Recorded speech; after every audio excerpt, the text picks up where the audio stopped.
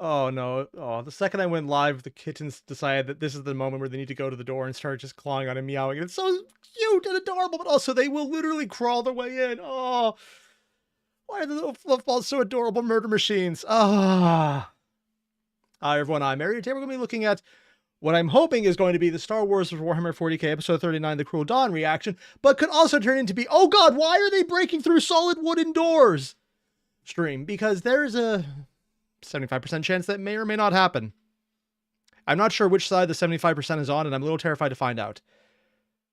Yeah, they were fine with me recording earlier this morning. They were fine with last night. Right now, I have kittens who say, okay, you must pet us now. And normally I would, but they like to try and chew my computer screens as well as multiple models. And I've already lost one little piece because I think one of them ate it. Yeah, it has sharp points and I'm hoping they digested it, but I'm not sure and I'm terrified. More importantly, we're going to jump right in, see what happens, and find out why fans started laughing his ass off when he first saw the title. I don't know. I'm going to find out. More importantly, I am already in a sauna. This is what I get for recording for an hour prior to doing the stream. It's already freaking hot in here. You guys know the deal? Link below to the original video. Hit it up and let's get started. Speaking of started, yoink. Time for the things I usually do off stream. Making sure my camera's focused on me, it's in the right place. For some reason, it likes to focus on the picture. I don't know why, and it's a good picture. Original watercolor from an artist in Italy. I remember finding his name, but then I completely forgot it because I can't write Italian. Also, I will be caffeinated this stream. I've already had coffee, but I got this, and holy shit, Hobbit, thank you! 10 memberships, whoa!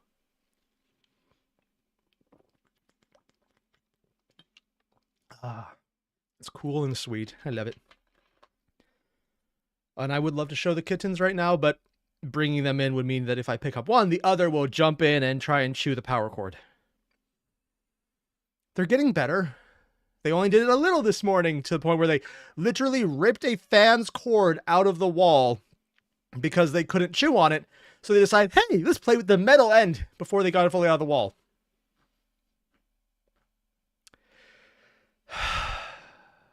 Suicidal kitties, man. All right. Everything looks like it's in good shape. Hitting everything in place.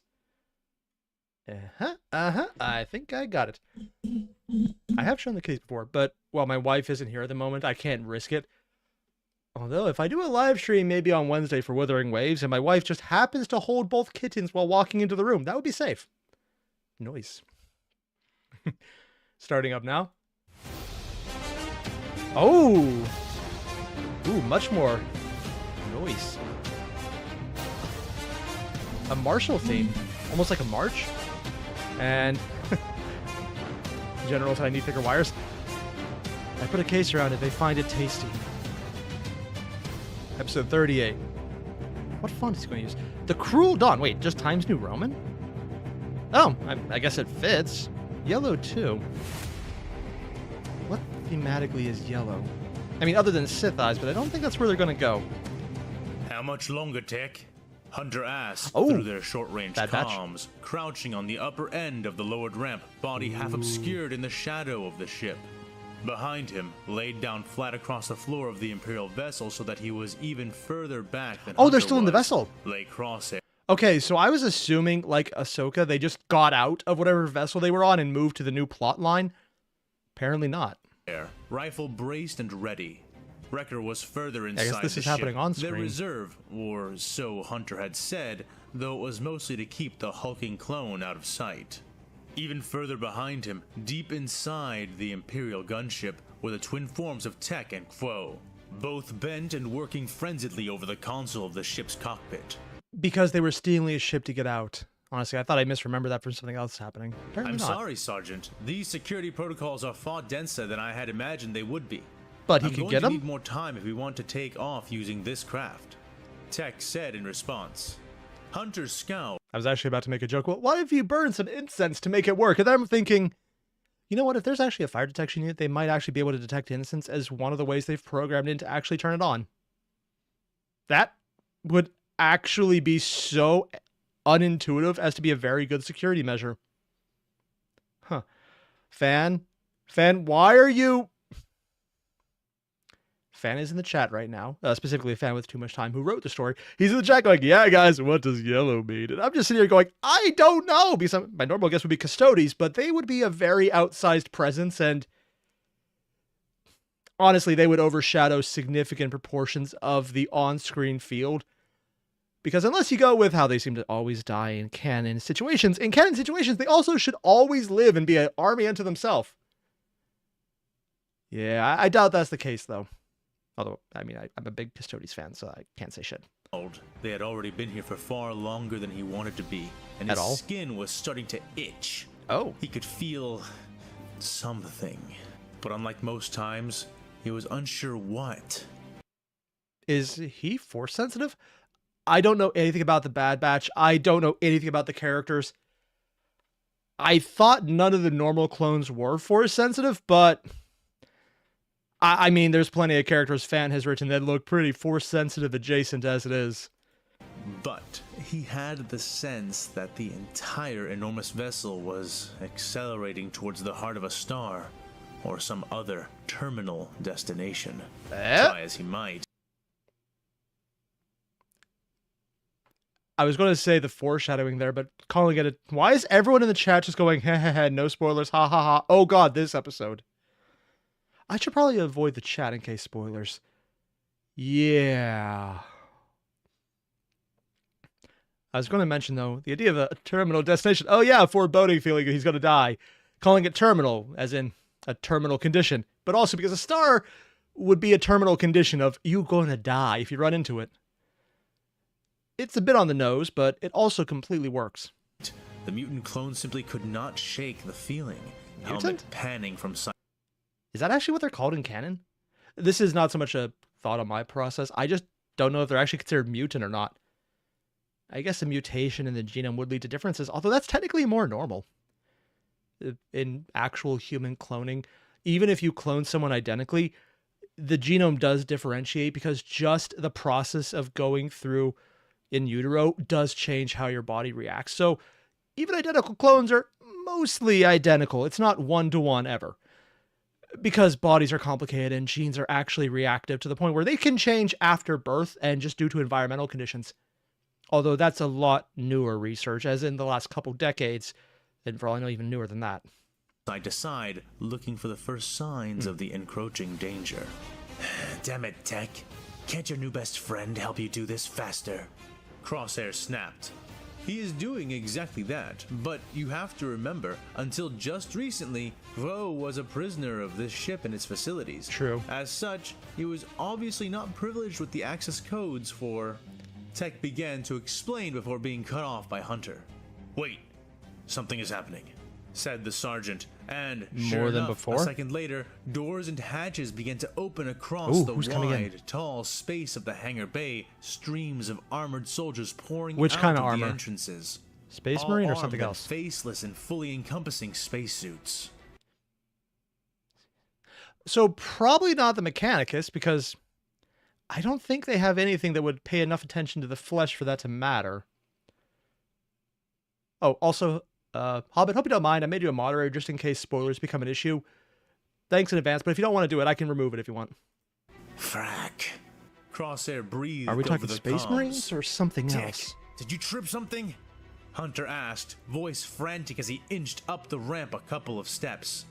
There was a pause, more and more men filling the hangar, each rushing, weapons out and ready. They were obviously ready to fight. Are they looking at you or frantic somewhere yet else? Organized mobilization suggesting that they were rushing to neutralize a threat. But they're not shooting at you, and they're... If this was anyone else writing this, I'd think, okay, we're just not getting the shooting described right away. But this is Fan, and he's usually really good about not giving extraneous detail. So I'm thinking that all of this that they're seeing of the enemies rushing in and setting up with the guns drawn, but not talking about shooting, not talking about them pointing in their direction, not saying how it's beginning to have them surrounded, is implying that they're not the enemies, they're just observing it. The reason I point out anyone else doing it is because a lot of authors, when they decide to show something, they just like ignore the fact that if you have a bunch of people who are right next to each other with guns drawn, one side will start shooting if the other thinks they're a threat. These guys won't, because they would get deaded against massive numbers because they're in a box. Someone throws a grenade, they die. But the other hand is, it wouldn't make sense for them not to just throw a grenade if they knew they're there. So they're getting an outside perspective on something else happening. I wonder if this is when Anakin comes into play.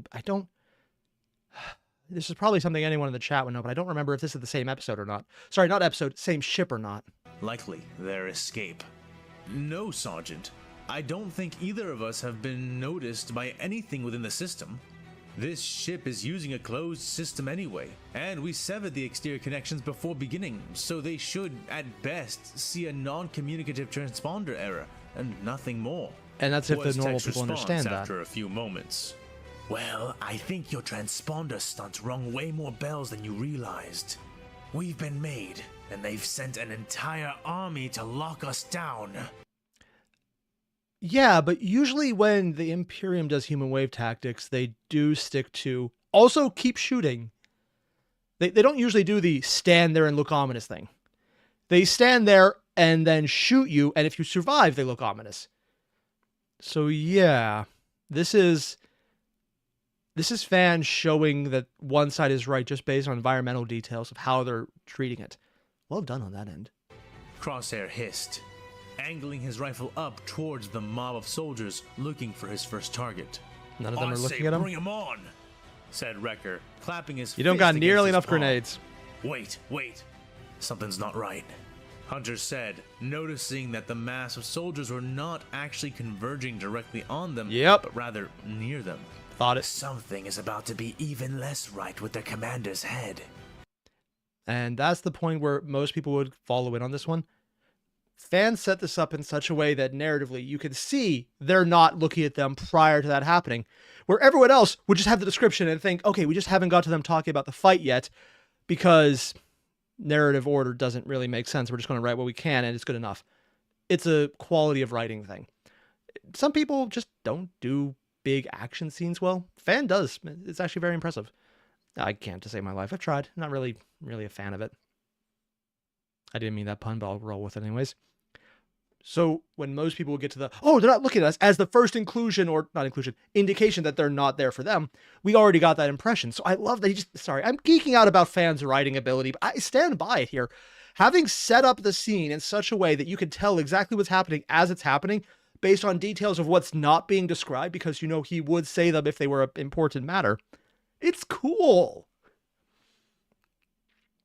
I geek out over this way too much. Hi everyone, welcome to Airier Geeks Out Over Competent Writing. I do this regularly, said Crosshair. And I should probably point out, and when I don't like the writing, I will be absolutely vicious and people hated it. I mean, can't be said, I don't speak my mind. Sighting down the ornately plumed and armored head of the captain-at-arms of these many warriors. Oh yeah, they have the even plumes, not Space Marines. The leader was blatantly obvious. 3 heads taller than the men around him, with armor that was clearly mechanized, flanked by 4 similar soldiers who... Okay, so maybe it is Space? No, they wouldn't be that much taller than everyone else. They would be all roughly the same height. So this is more the Mechanicus, maybe Void Men at Arms? Obviously served as his guards, or sub-commanders. While Crosshair's instincts drew his targeting reticle onto their leader's head, his experience lowered his aim down to the man's waist. Yes! Locating 3 differently shaped grenades to target. He was picking out which one. Is he aiming for grenades on the belt? God damn. I mean, I knew he was good because these guys all seem to be maniacally badasses, but damn. He figured would be the best to detonate when Hunter's hand grabbed the barrel of his blaster and pulled it down. I said, wait, the sergeant ordered. Look at them. They're not here for us. He asserted a moment later, eyes observing their movements carefully as the clones remained hidden within the long gunship. Crosshair soon saw, despite his frustration, that Hunter was correct. The Imperials did not try to encircle them, nor did they begin checking the ships around them, or any ships for that matter. Instead, they went toward a clearing to the right of their ship, and he began to lose sight of them then. Quietly getting up, he and Wrecker inched down the ramp, as did Hunter, all 3 of them watching as the growing Imperial army formed a semicircle around the empty landing platform. their guns out and aimed as though some craft were already sitting there. Oh frag! Seal up! Everyone seal up! I think They're about to blow something. Because that's why they're all in void armor. Ooh, nice. Also, I'm just love. Oh, hey, Josh Tompkins, thank you for the donation. Also, fan called the commander, pseudo Astartes, similar to Corferon is. See, that's just a mean thing to say. Comparing anyone to Corferon, I mean, Erebus counts because he's a big enough dick. You meant on not having all the implants. Oh, okay. Yeah, but on just a personal level, calling anyone similar to Corferon, that seems like it should be a massive spoiler, but also a massive insult. I think they're going to open the... Hunter began to say before a deep rumble proved him correct. The gargantuanly massive metal doors which led out into the void of space began to creak and then scream as the air inside the hangar was violently sucked out into the void. Vented.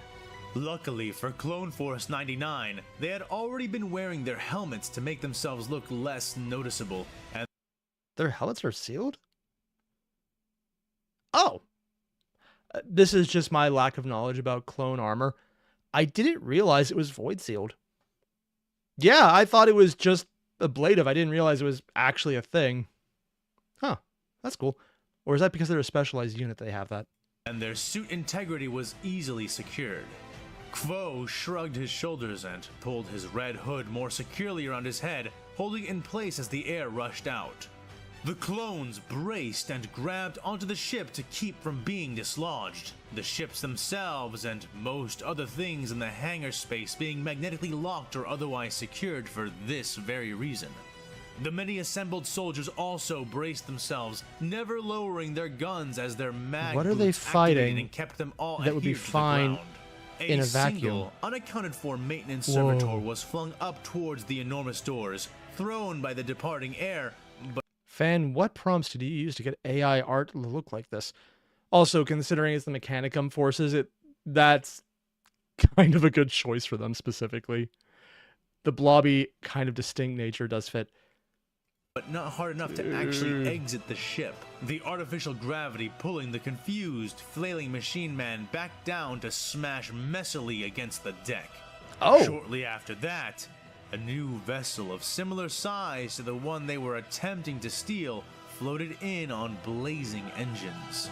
They're Right trying to away, break out. Hunter could tell that this thing was very different from all the other pieces of Imperial equipment they had seen thus far. No, It was okay, I made a mistake in my understanding. When they say trying to steal, he's talking about their actions, not the actions of the guys there.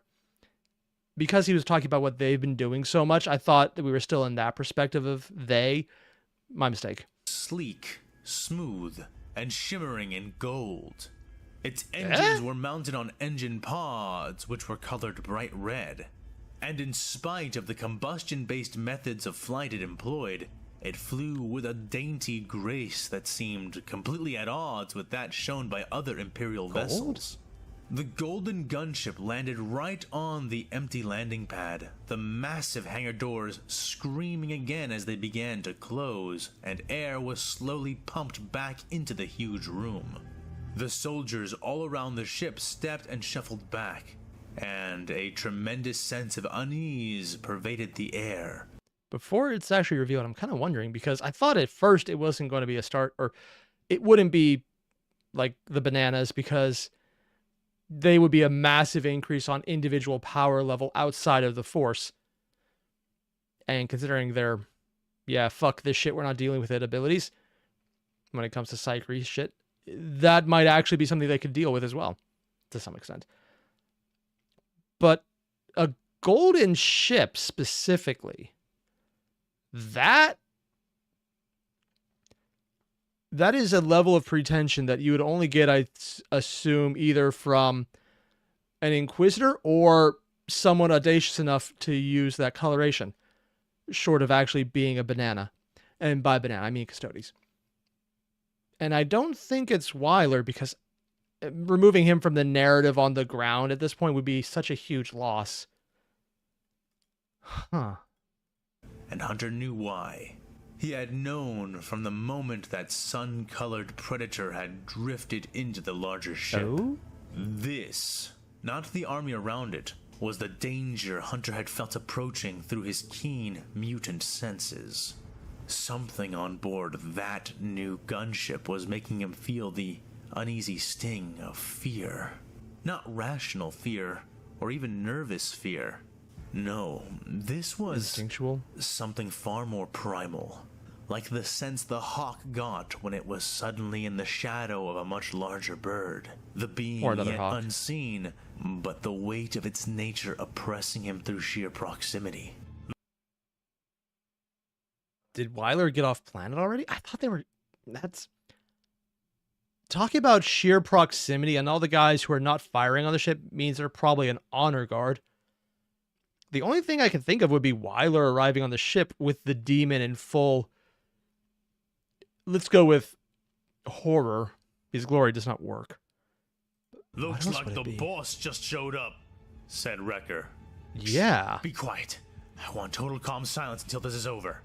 The sergeant snapped. But Hunter, Tech began to say, but he was not allowed to finish his statement. That's an order. No further comms use starting now, Hunter commanded, Probably his tone brooking no further debate. The comms went silent, which was good since it allowed Hunter to hear what was going on as the doors to the new gunship hissed and slid open. A new figure walking out into the recently oxygenated air. A woman strode out, dressed in armor that was both regal and rugged. This has to be a new character because I don't think I know anyone who would fit that. And it's not the Sisters of Silence who would also use gold because they've already been introduced when they were fighting Anakin, and they were much more doing the job and not massively advertised, it seems. Not Weiler for obvious reasons, and not the demon, because I'm pretty sure unless they move bodies, which I guess could happen, but that would probably take a longer time period than we've already seen. It's not the Admiral, because I don't think they had a gold aesthetic, and I'm pretty sure they're not here right now. I don't know who this could be, so it might be someone...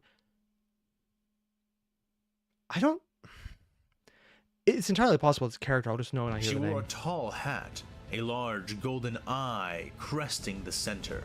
A storm of black dreadlocks spilled out from beneath that hat, some reaching as far as her knees. Damn! And she was followed by 3 other women who stood on one side of her or the other. They were not greeted warmly.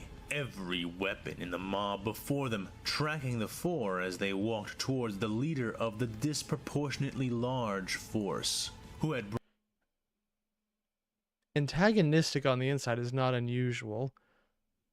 Who would threaten what looks like Voidman?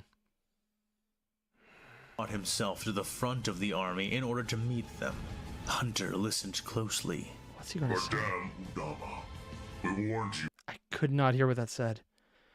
Is he Badaba? Hunter listened closely. Madame Udama, we warned you that you did not have... And the distortion on the voice is so strong, even auto captions isn't picking it up. God damn.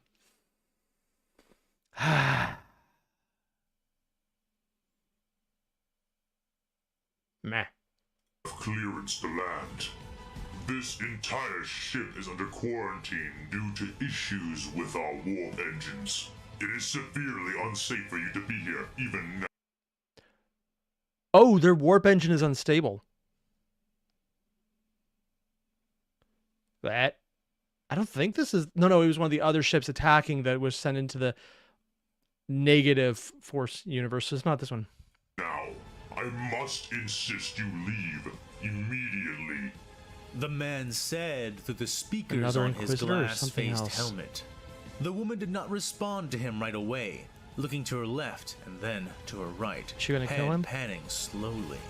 Her expression one of skeptical doubt, and her demeanor conveying the depth of just how unimpressed she appeared to be with the display set up before her. Oh? Today has been a long day, Captain, so I will be direct and I will be brief. Who are you? I am not Madame Udama to you. What? To you, I am Inquisitor Udama. And that is a third Inquisitor in play. So we have the one who's overt and definitely not a Chaos Sorcerer without realizing it. We have the one who is incredibly covert and willing to actively just not be horrible to get his mission done and slips in everywhere. And now we have the more standardized Inquisitor that seems like they're probably more on the Orthodox side because of the ostentation. And the gold is definitely a reference to the God Emperor then. Get that at your own peril. Furthermore, I am fully aware at this point in time as to the purpose of this ship and its hidden facilities. And she's aware of Wyler. Is she an ally or an enemy? Considering they're pulling up the guns, I'm not leaning towards ally. I am also aware of the fact that this has been done and conducted under the authority of Inquisitor Tarweiler. Yep. I know he has ordered you and your men to ensure no one, not even another member of the Inquisition, enters the hidden prison you have on this ship, or any of its other, more obscure locations. Others? Because you are... I mean, it shouldn't be surprising that an Inquisitor like Wyler would have a lot of probably horrible things. But, yeah. All I can think is, ooh, toys! And considering what one of them had, there's probably some other interesting little gadgets aplenty. Also, Anakin blew up the minds of all the blanks on the ship.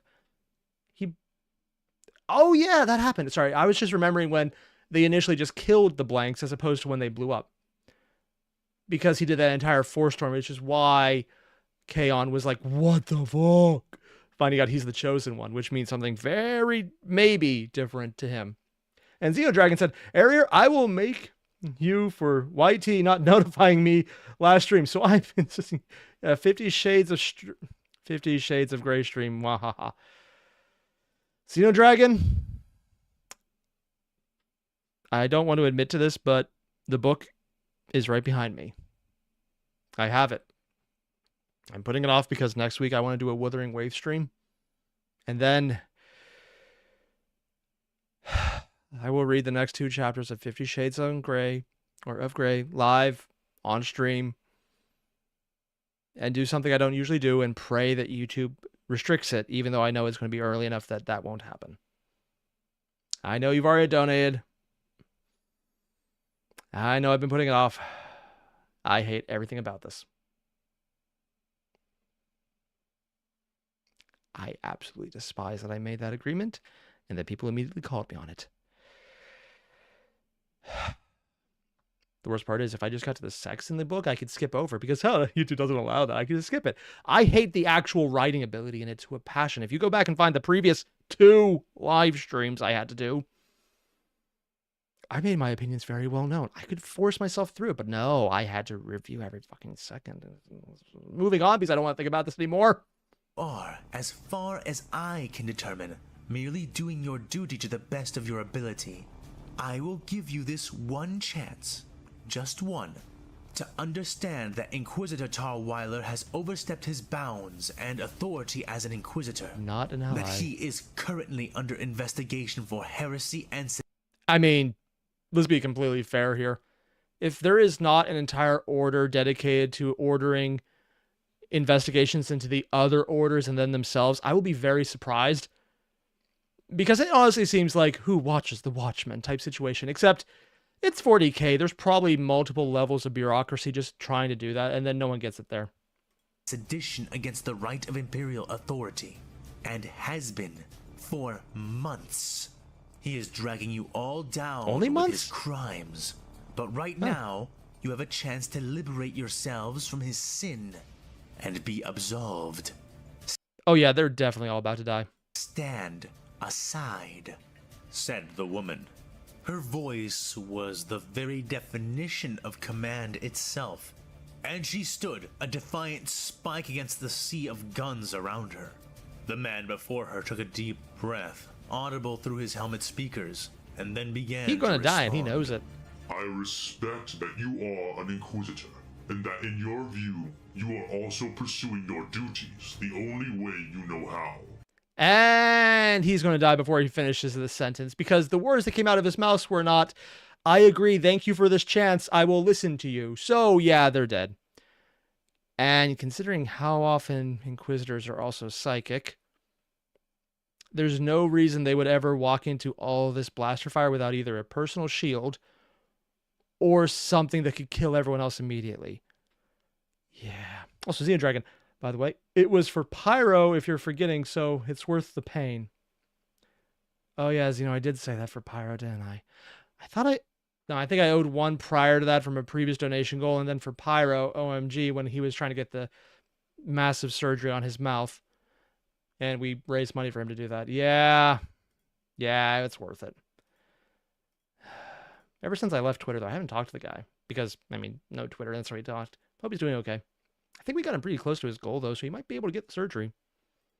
So allow me to be even briefer and more direct. Fuck you. Inquisitor Udama, we will not stand aside, and we will not allow you to step even a single foot further into this ship. And if the next line isn't her taking another step into the ship, I will be very much not understanding Fan's entire thought process here. Because that seems like the next thing that will happen. Now, whether they're alive or not when she takes that step, I don't know. But there's going to be a mark about somewhere she took another step. He's going to write that. I will not confirm or deny any of your accusations, and I do not recognize your authority here at this time. He said, and the sound of loaded weapons and raised rifles shuffling in hands became a muffled storm around them as the captain made clear their stance. Yes, we are pro not aliving ourselves through stupidity. Also, hey, Dresden, thank you for joining, man. Hey. What I will do, however, missaid your name. is count to 10. Dredgen.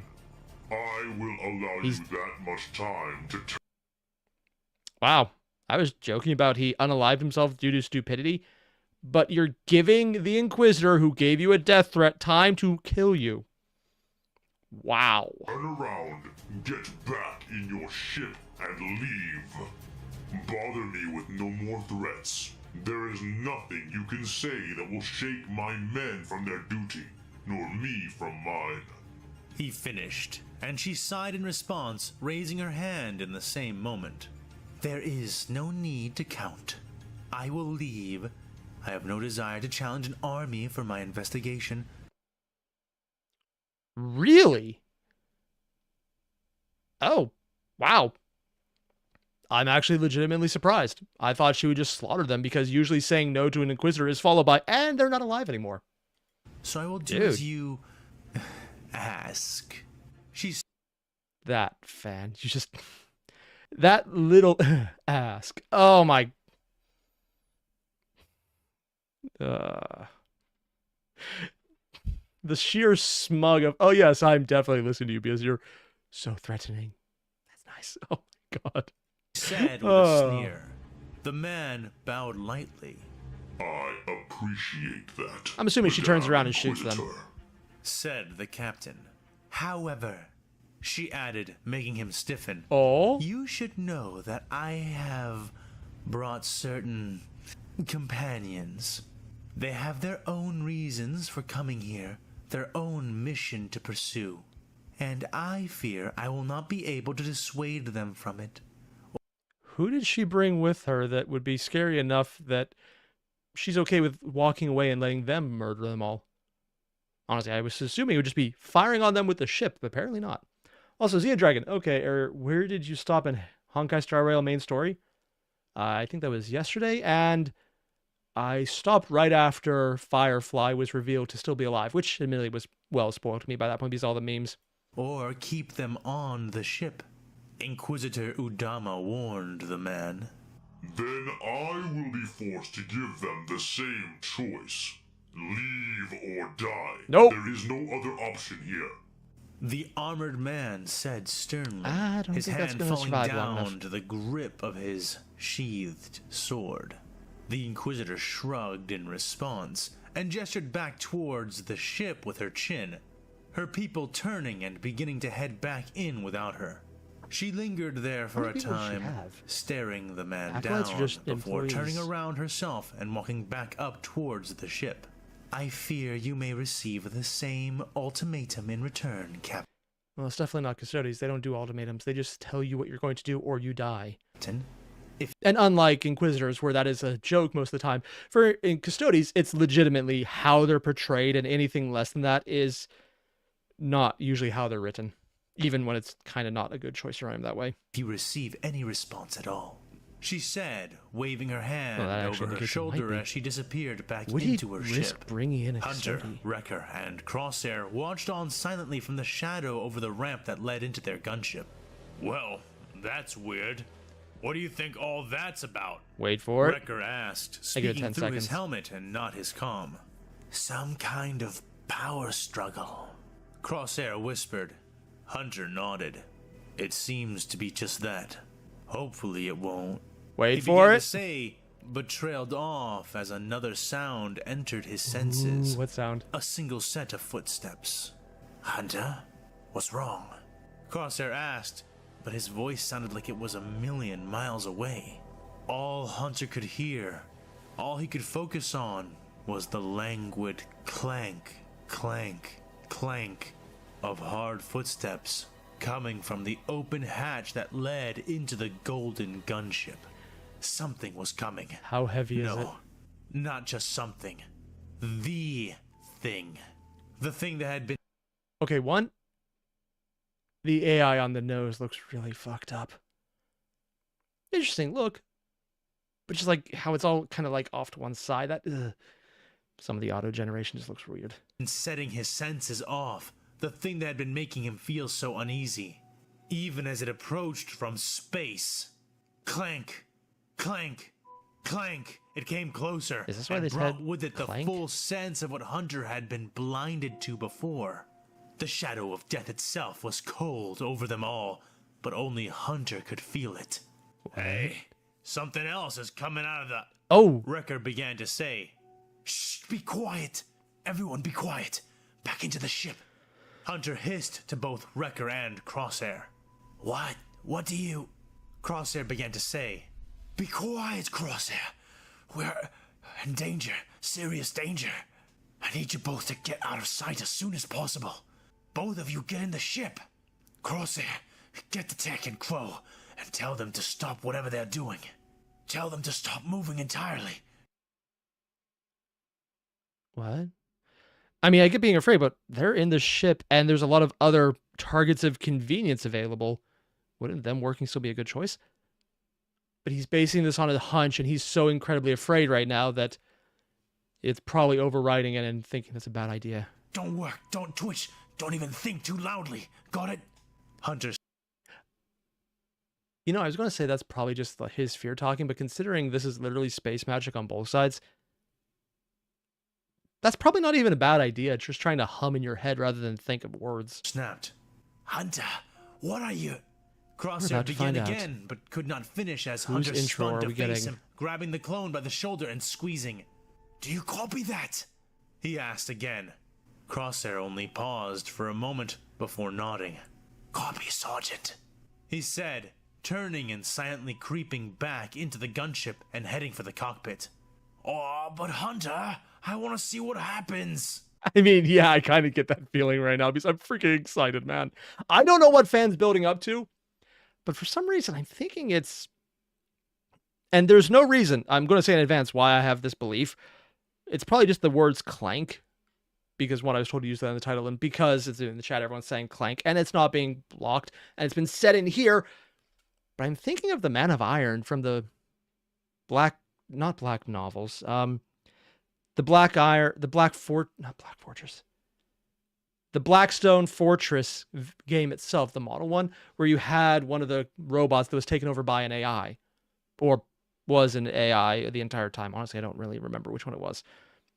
That would be a thing, but also, I don't think that would be enough. What is... God, I'm excited, but I also want to figure it out, but I don't know enough. Wrecker complained. Also, she was talking about multiple No, associates. you don't. Now get in there, Wrecker. Don't make me tell you again. The sergeant urged, almost pushing the big man back up the ramp as he groaned in disappointment. is definitely building and this was one then up. ushered to one of the large seats near the back end of the craft. Honestly, though, it's not even that he's building this up right now. It's that he's building it up with a character expressing fear who so far hasn't really expressed it, but they're justifying it as a almost irrational level. So the only way to make sense of it would be to show how it is actually a rational reaction in context. Whoever is being revealed, considering it's not just the Inquisitor, it's not just the army. Hell, there was not even this much build-up for Kaon. Granted, his is more of a surprise reaction, where this is a built-up one. Hunter reminding him to stay silent. Hunter then crept back, intending to shut the hatch, but thinking better of it when he noticed how quiet everything had grown. If it closes, Instead, they see it and hear it. He laid down onto the floor, becoming still, but remaining near the door mechanism, and listened. Yeah. For a time, the only sound there was to hear was the dread silence that was filling the air, and the clank, clank, clank of the footsteps. Then they stopped. I cannot allow. Hunter heard, the voice clearly belonging to the captain from before, Yeah. and yet sounding almost entirely different now. So it's someone who would intimidate them more than an Inquisitor. Is it a Custody? I mean, a Custody would have that effect, or either a well-known Space Marine. I don't know anyone else who would have that effect to make Wyler's troops question themselves. There's no way he would drop a Primarch in, because fans already mentioned that would be well above the power level of the setting. Gone was any sense of confidence from the words, any semblance of strength. The man spoke as though he were in the presence of a monster, and soon the monster spoke back with a single word. Move. Another pause then. I am sorry, my lord. I cannot. They're about to die. Was the shaky, broken response that began to answer the deep voice which had spoken. Lord, so it's not a But monster. the captain's faltering words were cut off by a sudden, loud noise. The concussive roar of a sonic boom. Hunter was sure of it. A boom? Though he knew not what could have caused it, or what weapon would have made such a noise. I don't think most of the guns are Immediately following supersonic. that loud interjection came the unmistakable chaotic chorus of frenzied battle. Men screamed, voices muffled by their helmets, their roaring weapons not so. Gunfire, lasfire, and even more sounds from far more exotic guns began filling the recently replenished air. And among that cacophony, Hunter could make out the sound of more sonic booms. Could easily hear the scream of air breaking against speed growing louder and louder. So help me, fan, if you have this entire scene happen without revealing who it is until you just have them walking away and we don't actually figure out who the character is, I'm just not even going to be surprised, because that's the kind of dick move you do just to hype something up. We're not near the end, but you've done that before, where you have like this massive cliffhanger and you just moved to another setting. If this ends somewhere along the lines and then Tex looked at them and new character time. Or was it just that the sounds coming from the rest of the army were growing more and more silent with each billowing blast Whatever it is of air? killing through them. Hunter listened as war cries became death screams, as voices raised in combat frenzy rotted to the desperate shrills of the fearful and the doomed. Yep. And then, all too abruptly, silence. Dead silence. Hunter swallowed and checked his heads-up display, looking at the time and feeling a chill thrill of disbelief scream its way down his nerves. It sounded like the battle was over, but it had only been a minute and a half. I don't think this counts as a battle. The mutant clone tried to control his breathing, counting out his breaths like a recruit, and then listening again. At first, he thought that everything had fallen into total quiet once more. But not even then, not even for a moment, did he believe they were safe. He could still feel it, that sense of danger. And then... God damn. It's not even that Fan is doing this thing right now. Like, the writing is suspenseful because he's doing the monster in the shadow trope so damn well. And of course, this is a monster out in the open, but because they're not visible, it is so incredibly disturbing because we know something is happening. We know that all of the troops that would have given them trouble are just being viscerated. Not even eviscerated. It's just like, hey, you don't have bindings to cut apart anymore. Ugh. But that music he has in the background, I mean, dear God, man. Just that random bit of just hyping up the tension and then having that random squeal of noise. Fuck, it's like I'm in a cold sweat right now, which is actually impressive because it is fucking hot in here, so it's actually very comfortable. But that aside, what the hell, man? Soon, he could hear it as well, as the sound of his own heart pounding in his ears subsided. Clank, squish, clank. That's why they told me to do this. Again. Whatever Towards it was, the danger, the monster. The people are He wanted to squishy. believe that it was just his intense nerves, but after a couple of moments, he felt a panicked heat growing in the back of his throat. As the clone realized for certain that the footsteps were drawing closer, Hunter lay on the ground, but he could still reach the button which would seal the ramp with his rifle. I don't think that's going to help much. If people in void armor count as squishy, I'm assuming honestly, the ship itself is probably going to count as squishy. Surely that would buy them some time, right? He Nope. gripped his gun like a vice. Chill Taking off sweat now might. sliding down across his Doubt entire it. body Maybe. and into his rapidly blinking eyes. Squish, clank, clank. It was coming closer, stepping on and through the bodies which lay in the way. It was coming here, directly here. Hunter suddenly became aware of his clenched teeth grinding together. Yep. What was it? What could make him feel this way? Clank, clank. Pause. It was here. Hunter froze completely, holding his breath, eyes staring straight Don't down jump at away, the don't floor jump away. of the hangar down the ramp. His vision trembled, looking frantically. It was here. He heard it, but somehow he could not see it. Was it really possible that it could be standing just outside of his sight range? Yeah. Swallowing down hard, he moved as silently as he could, edging to his left just a little and tilting his head. Okay, I don't mean to break the tension, but I need to ask, fan, why did you choose the one image of the faceless mass of people in void armor and yellow armor with the one badger-faced kid holding, looks like a banjo mixed with a tuba?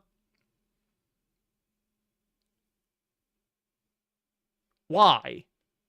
It's like the rest of it, cool. And then, hello, father, I wish to play with you. I don't, just why?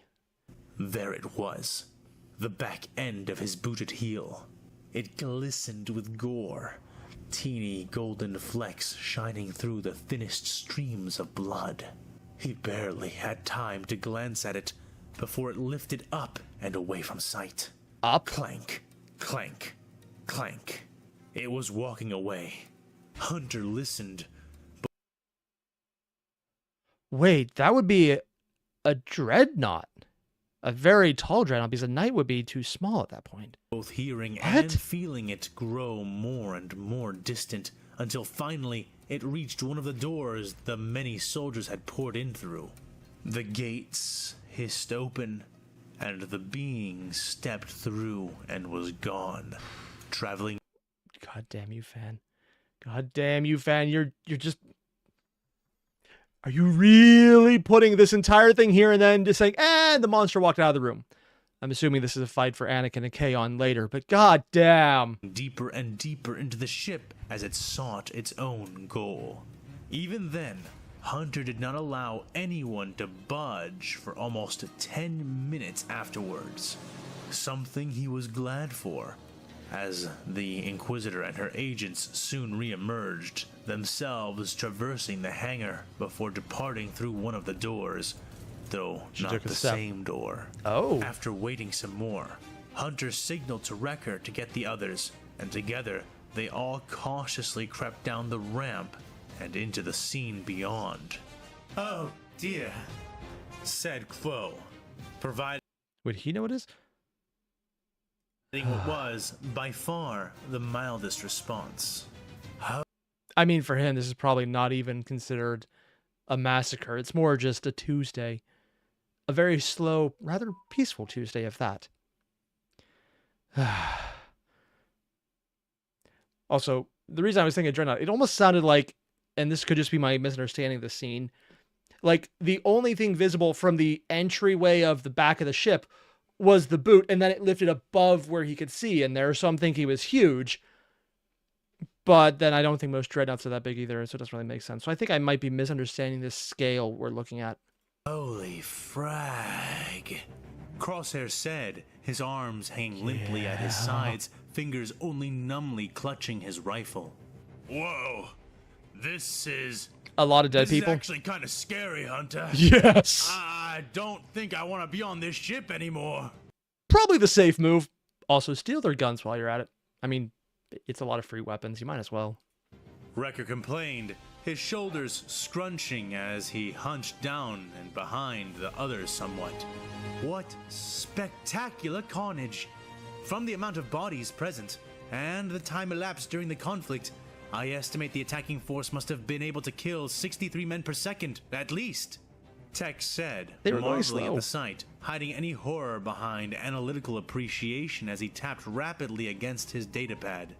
All around them, laying mostly where they stood in their ranks, were the butchered corpses of over 5,000 Imperial warriors. Oh, that's a lot. I was under the assumption that there was dozens, 100 maybe, 5,000.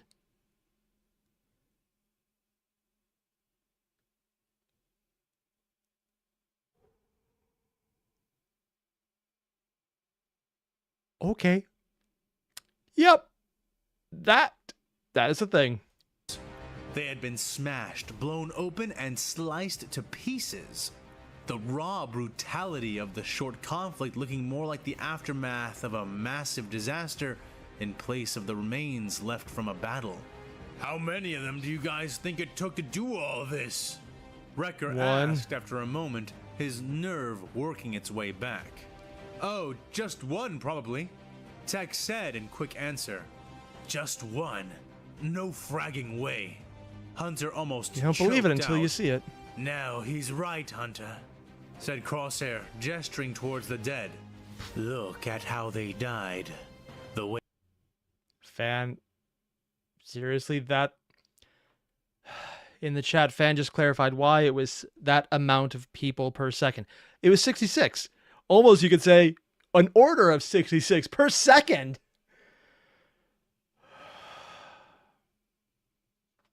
I could have gone without knowing that. That's such a stupid pun to insert there.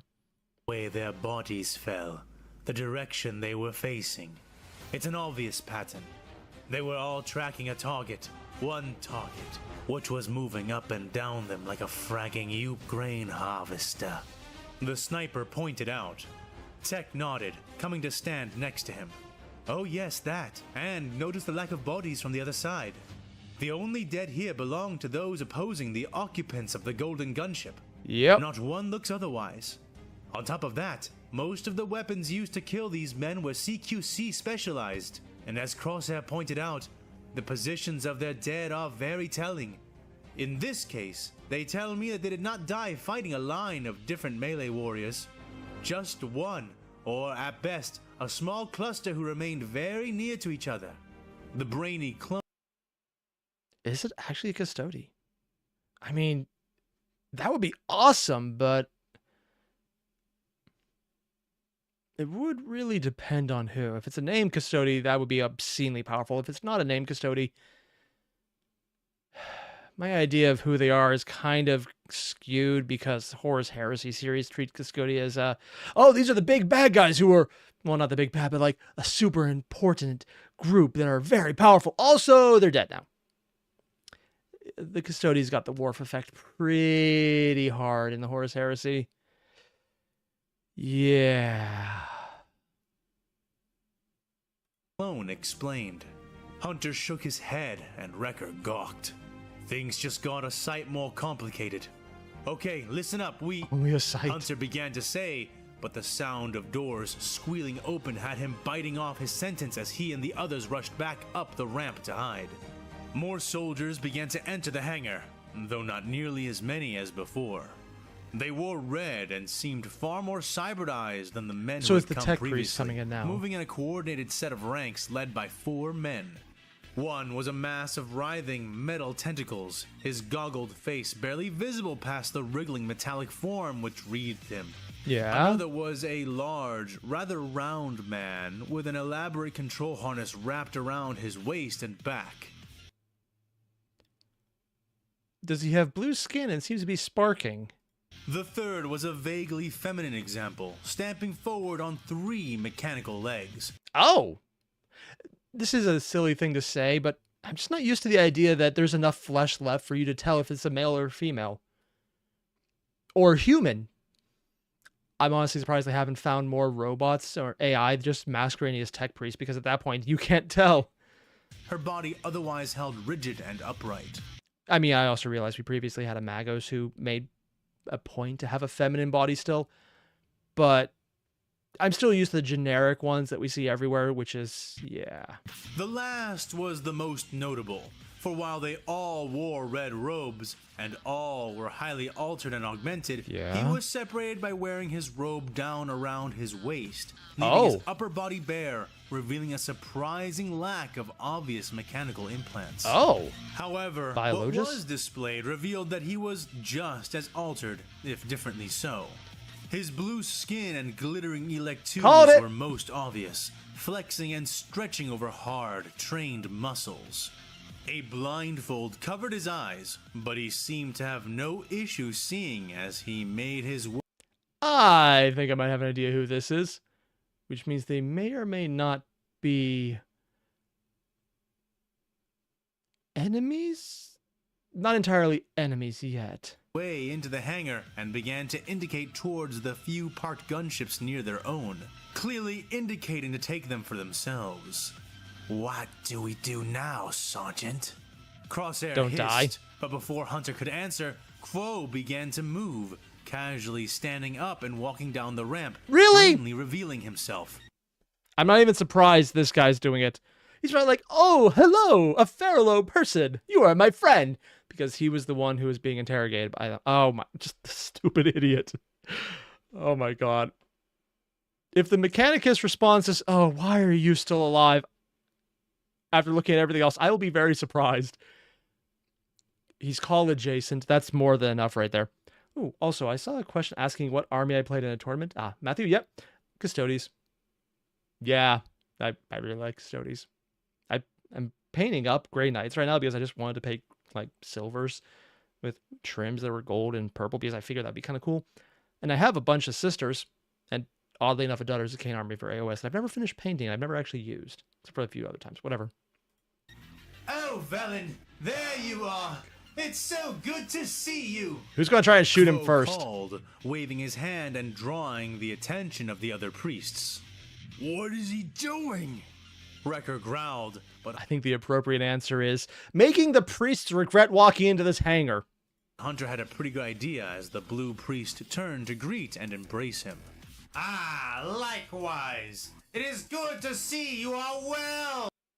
Okay, not the one I was thinking of because that is not a response I ever thought would happen. Okay, that's a thing. Quo. I am honestly surprised you beat us here. I had already created time allowances within the plan in order to wait specifically for you, said the blue-skinned priest. Oh God, there's two of them. Time allowances you would not have had, as I hope this scene reveals to you. Quo said somberly, Velen nodding and looking around. Indeed, and now that you mention it, what happened here, Quo? There's two of them. Oh my God. Yeah. Vidsor mentioned he was meeting people. I always thought the entire time that was just him lying and not doing a good job of it. I didn't realize he was telling the truth. Also, yeah, Matthew, the song is really awesome in the background. Although for a meeting of these two people, I think maybe Benny Hill theme would probably be more fitting. I can scarcely believe you did all of this. He got better. 82 Velen asked. Hardly. It's best not to dwell on it any more than to know that we have to leave immediately. I suspect a member of the Inquisitorial Triumvirate. And Hobbit said, so Quo talked to C-82 in his cell, and they agreed to meet up. This was before Quo met the clones. Honestly, I barely remember that because my memory is shit. That said, I don't remember their meeting at the time being nearly so cordial. Maybe I'm just mistaken. I could be insane. Ritz is here right now, and she brought things which are potentially even more dangerous. Wait. How did he identify her? Inquisitorial Triumvirate is here right now. Oh. My initial response to that is that that's an implication that there are now 3 known Inquisitors here. Wylan, the one on the planet who's infiltrating, and the one on the ship who is, I think, to be soon exfiltrating. But apparently they were known amounts beforehand then. Okay. And she Unless brought there's things different which 3. are potentially even more dangerous. To Yeah, say 5,000 dead people. nothing of the shenanigans I have been a part of. Speaking of which, said the false tech priest, turning towards the craft where Clone Force 99 was hiding. Oh, he can't be serious. Yeah, he's serious. Crosshair groaned as Wrecker laughed. It looks like he is. All right, let's go meet his friends. With any luck, we'll leave with more than we plan to come for, said Hunter. And if we don't have any luck? The sniper asked dourly as he stood and approached. Then let's hope the general is having better luck than we are. The Chosen One and the Herald of the Crimson Huh. I mean, it's Anakin and Kaon, but it's kind of weird that Fan is now sorting out characters by their titles as opposed to their names. And I think he's done both recently, so... Huh. What? Fan, why are you doing medieval? Squeal. What the hell?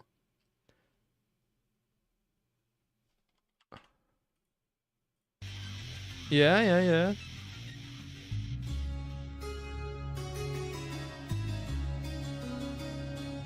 There was a That is not the transition sound I was expecting. It sounds almost like medieval. I used to know the name of that instrument. I can't remember off the top of my head. squeal as the heavy doors slid open.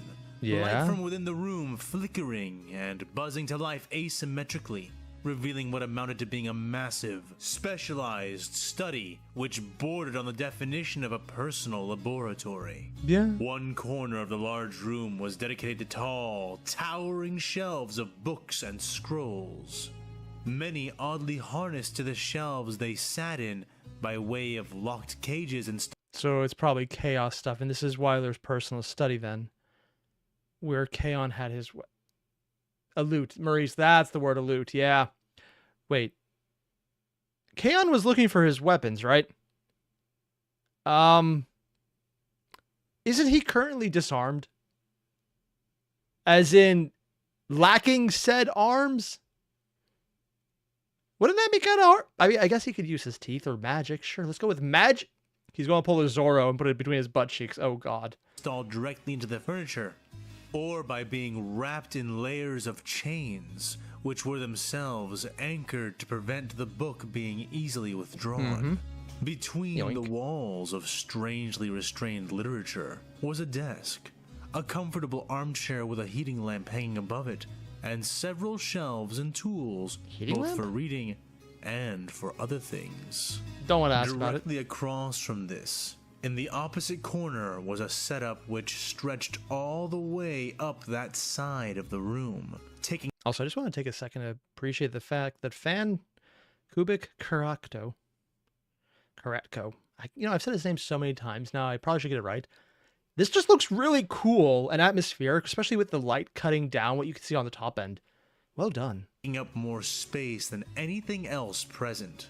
The soft, luxurious red carpeting which covered the floor ended abruptly in this place, revealing bare white tiles. Oh, nice. Upon them sat several desks and specialized observation cases and stations, where thick, transparent blocks of metal held artifacts and even some books and other mundane objects, presumably for cautious study.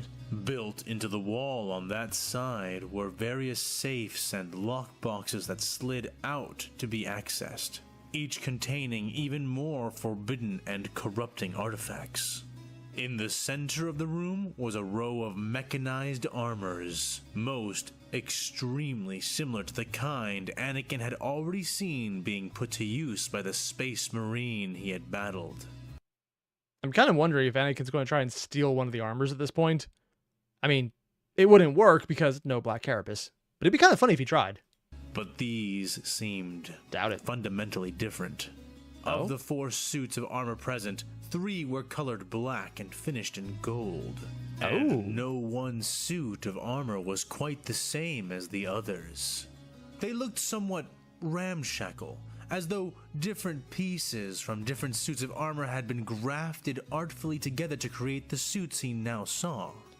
Which is probably a thing anyone in the Imperium would do, because getting the best old pieces probably works. Additionally, they bore different symbols from the Imperial armor, most of them equally disturbing.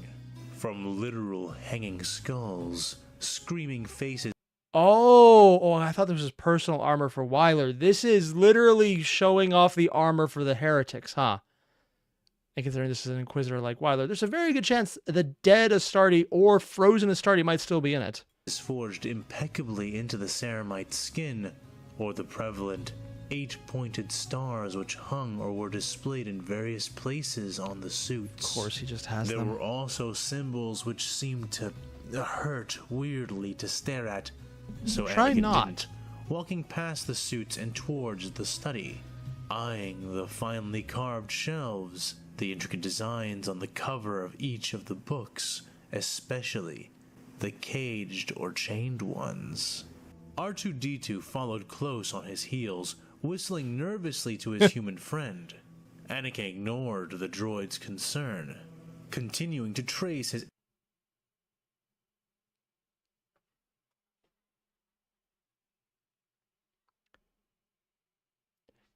Considering how much bigger the General Astartes is and how much more thick their chest cavity is, considering they have extra organs and expanded, well, musculature. If they shoved R2 into one of the chest plates, would he fit? Because he's not huge, and he's, I mean, if armor for a normal person would be too small, but for an Astartes, I'm just saying it would be kind of awesome to have R2-D2 shoved into power armor and told to go ham.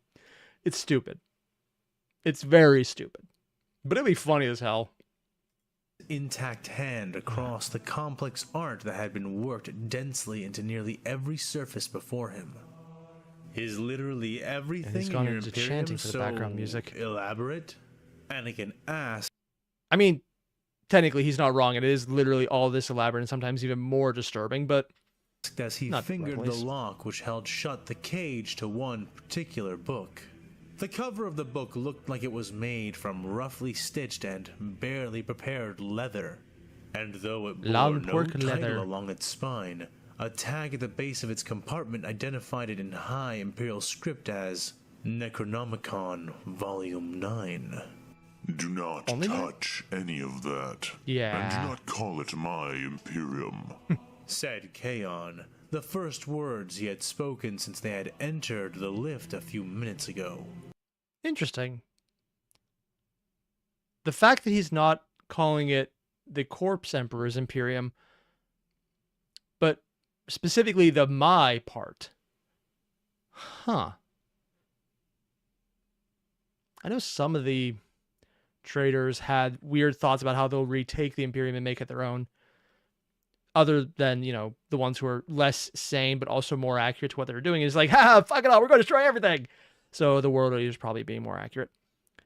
But does he have some kind of weird thing with like, I'm going to retake the Imperium someday and end the Long War and make it better in my image? I mean, for all I know, that could be the case. I don't know nearly enough about his character to know what his motivation or interactions would be like, other than that he's someone's fan favorite with a potentially dead, undead, Dark Eldar girlfriend. So the second Space Marine to have a pointy ear girlfriend. I'm not sure if that was a joke when someone told me, and I don't want to find out because, frankly, there's rabbit holes to you go down, and it just takes forever, man. Also, Hobbit, thank you very much, and R2 already commits war crimes. Don't give him shit. Oh, no, that's the thing. I want to see what he could do when he really gets more hands-on approach. Anakin knew the man was blind, but he really wouldn't know that just from watching him move. Yeah. Kaon had been unnaturally coordinated before, but now he walked in a manner that seemed the essence of casual, moving his head from right to left as though scanning the room as naturally as Anakin might have. He moved towards the tiled half of the room Legion right armors away, all, but from their walking different initial between the thick legions. glass encasements, seeking something specific. What are you looking for, Kaon? Anakin His armor? asked, pulling away from the bookshelf he had been inspecting and striding over towards the unarmed Space Marine, looking around a bit more as he did. Really, fan?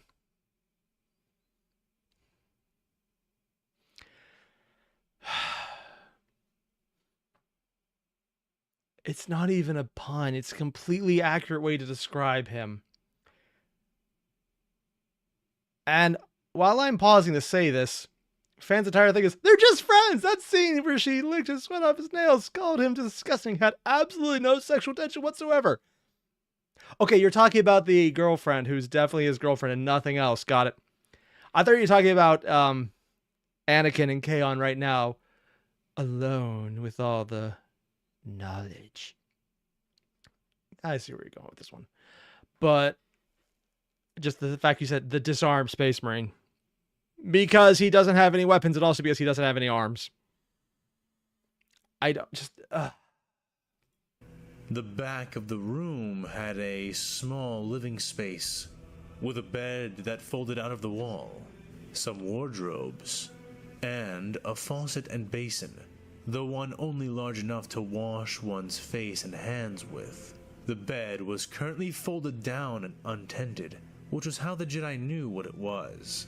And to the right of it was an enormous glass display case built into the wall, and behind that, another suit of armor, though this one looked very different, if somewhat similar, than the trophies which stood near the center of the room. Is it I am Inquisitorial seeking power my armor? weapons.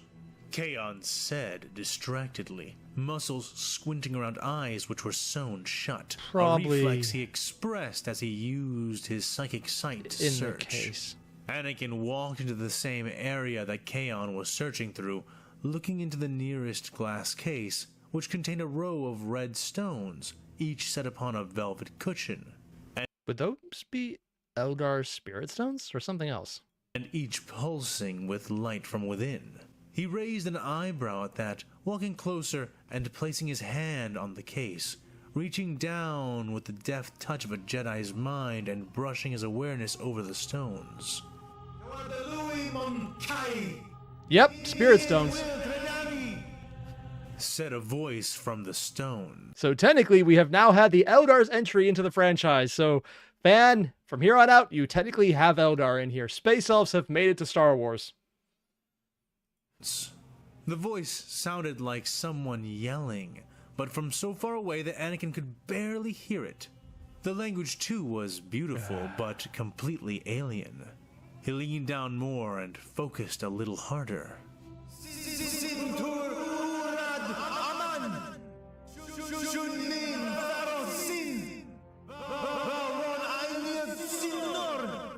Is that actually part of the Eldar language fan pulled out?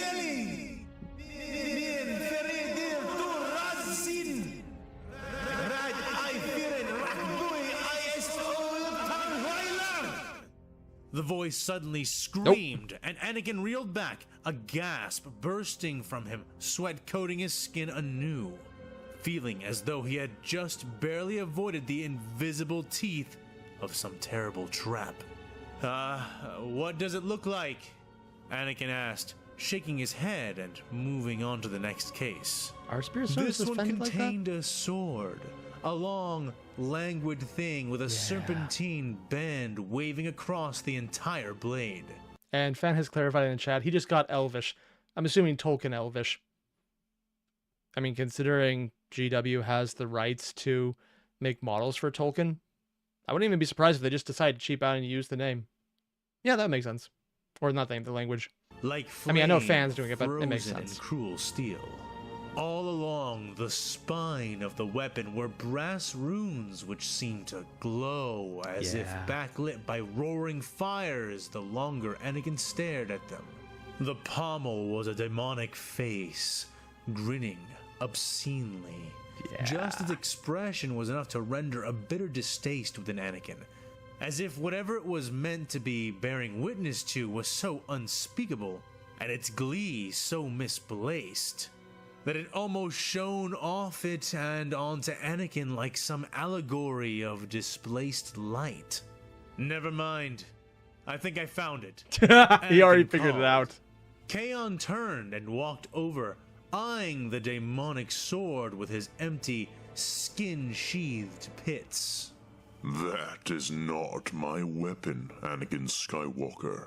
We will not be able to fight our way to where we need to go with a pathetic tool such as this. Scoffed the Marine. Anakin blanched outright, turning to face Kaon with a wide-eyed expression. Yeah, it's the blind man. I'm sure he'll Face see it. Stretched. Actually, he probably would. Kaon, can you feel this thing? I know you may be out of practice after being locked up with those rods stuck in you, but I guess they just had to pull the rod out of his everything.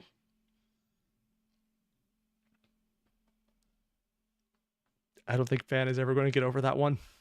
this sword feels Evil? alive. Oh, it is. And not just alive, it feels force sensitive, as though they forged that thing out of an entire Sith Lord. I'd know. I lost my arm to one. Anakin said, voice strained with incredulity.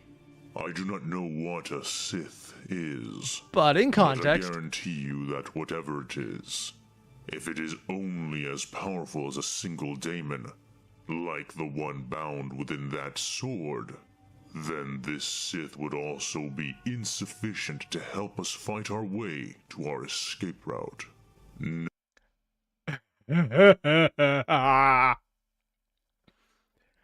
see, this is funny considering the Sith he lost it to was Dooku, who probably would be sufficient to help them escape right now.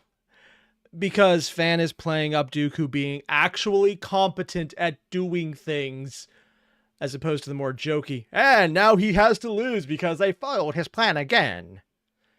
I don't like that version. So, it just... yeah, for a lot of Sith, no. But considering the specific Sith is Dooku, this just makes it funnier. Because that means Kaon is heavily underestimating them. Which we've already seen because he heavily underestimated Anakin, and that gave him a what the fuck moment. Oh, dude. No, my weapons are worth much more than nearly any single member of the Neverborn. The Chaos Sorcerer explained to the petulant Jedi. Anakin's face scrunched. Daemon? Neverborn? Everchosen? You use a lot of words I don't understand either, Kaon. Yeah. How the hell can anyone be locked into a sword? Magic? Anakin asked. Precisely. Said Kaon. Anakin blinked, face It's not anyone, it's anything, because demon, not real. Yeah. going blank. What? He asked. Never mind. I will explain it all to you It's later. not someone. They were For before, now, they don't exist. all I can say is that daemons are not physical biological entities the way you and I would know them. They are beings, life forms in many ways, which are composed entirely of the warp. They exist within it at a fundamental level, and take great pains to cross into the physical world to pursue their goals.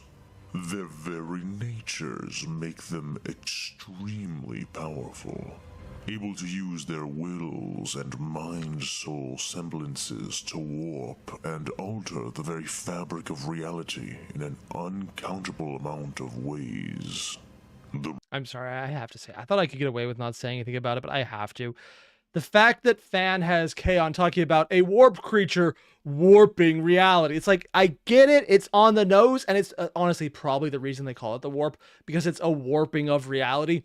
But also having it used in the actual description from a chaos sorcerer of this level is just sitting there going, yeah, I said it, yeah. I'm fully expecting that is exactly the thought process Fan saw when he wrote it down and realized, I'm going to leave it in.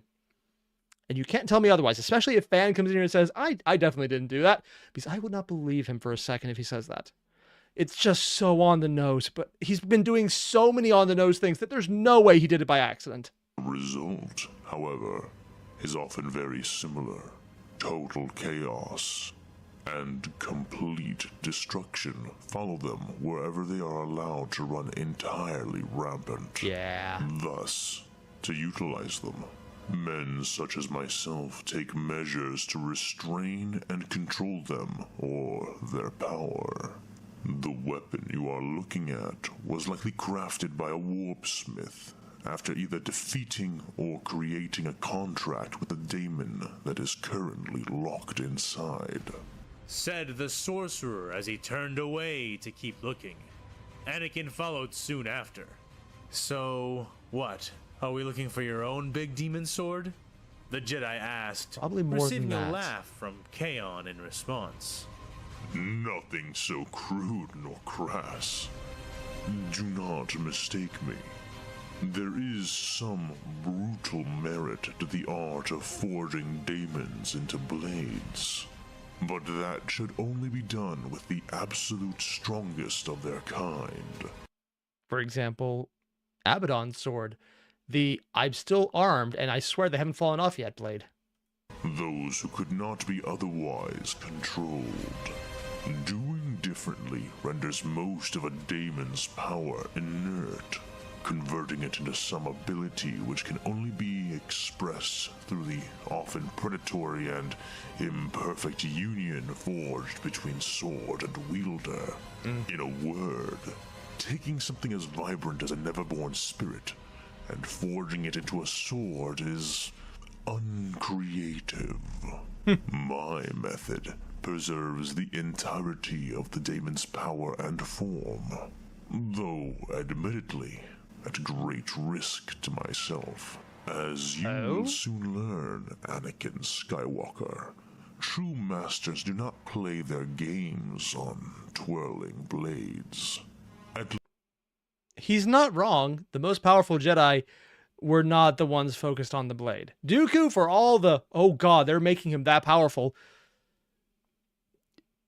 is not nearly as crazy as someone who could just say, hey, you can't move now because I said fuck you. Yeah, force powers, war powers, it really goes that way, man. At least, not twirling blades alone. One does so with names, knowledge, and most of all... Oh, Fan is actually going with the name thing.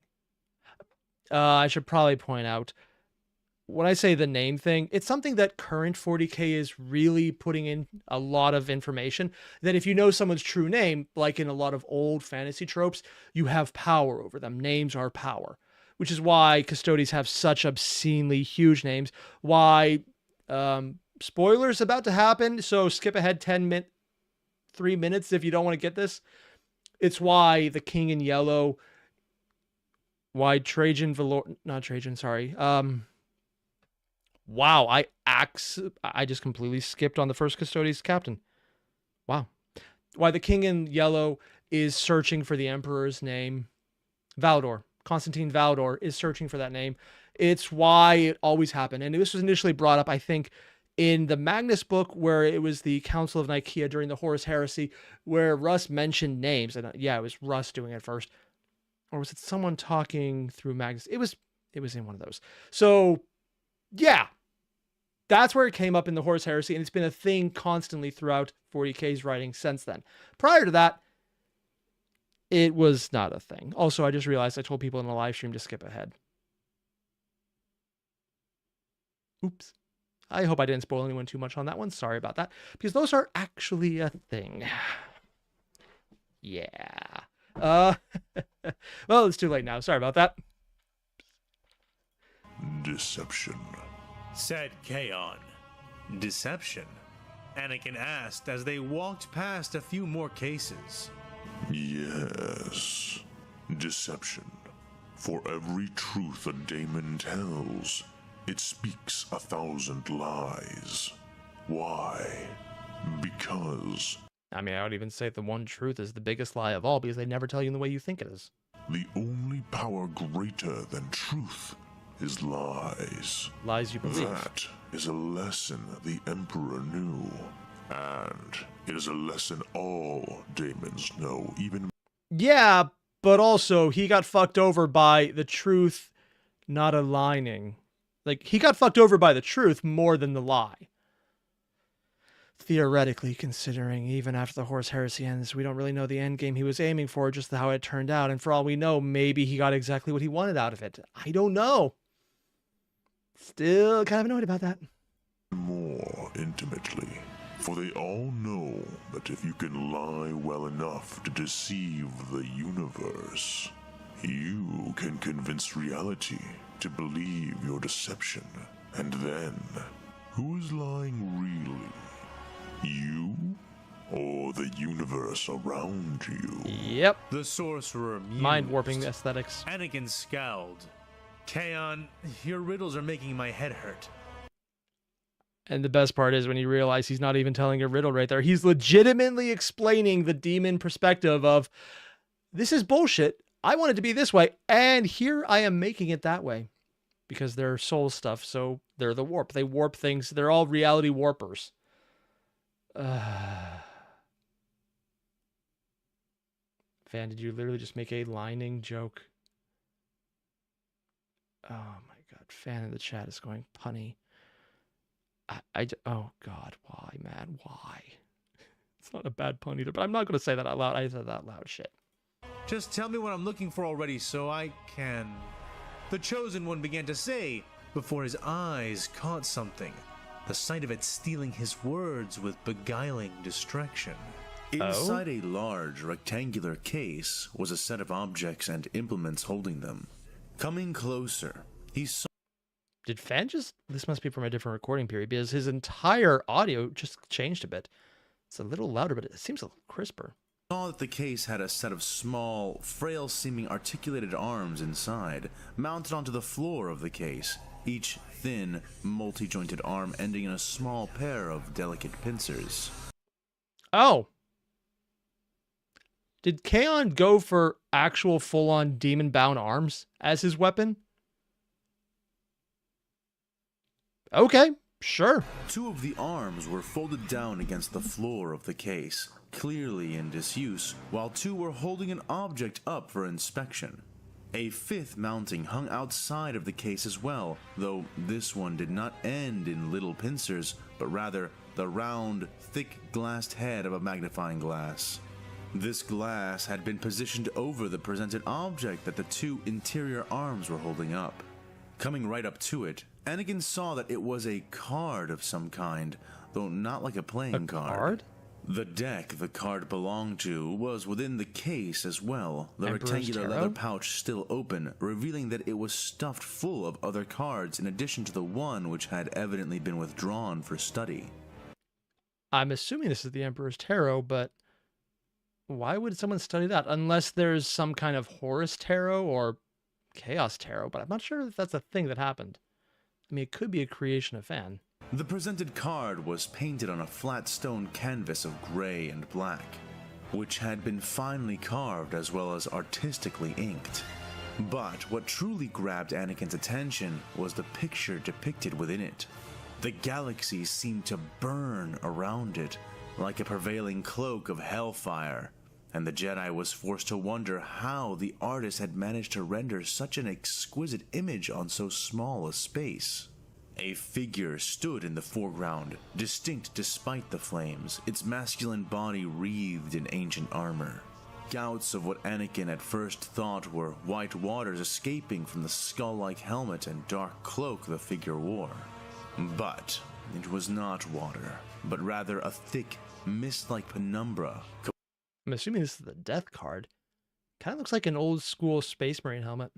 Not the beakies, though. Composed of the ghostly mass of a billion screaming souls which exuded out from the central figure like a dense aura. Almost looks like In its Vader's mask. right gauntlet, it held a world which looked like Coruscant. The silver sphere blackening and crumbling. Blood dripped from that hand, but it was not the blood of the planet, yet something, somehow, far worse. Again, he could not explain it. But he felt as though that crimson rain falling from the figure's clenching fist was bloodshed born of deepest betrayal. The blood of a beloved one, spilled in spite of all loyalty. Fan, you son of a bitch.